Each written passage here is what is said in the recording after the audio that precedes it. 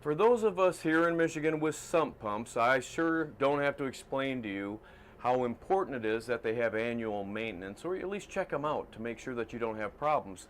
Just one failure on a sump pump and it's enough to make you remember it for a lifetime. So I wanted to talk about our sump pumps here today. This is the one that we have here in this house, which is a submersible type of sump pump. It fits right in the water.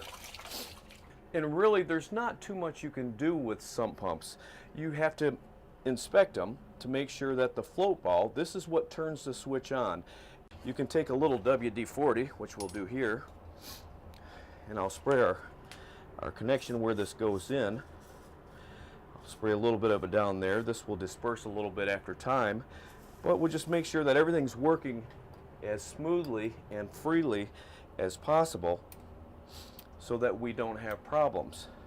Now, one thing I recommend also, since there's not too much you can do with the sump pump, everything's interior, it's all sealed, bearings, everything, you can't really tell when they're getting ready to go out. Here, I've made sure that mine is working properly. It comes on when it needs to, but it could still fail at any time. Good rule of thumb, at least every 10 years, change your sump pump so that you don't have problems when you least expect it. I'm about at that point with mine, so I'm going to do a little sump pump change.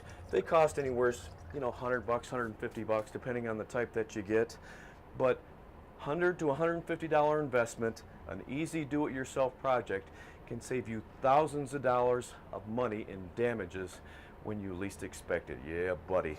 For more tips and videos, visit our website and tune in next time.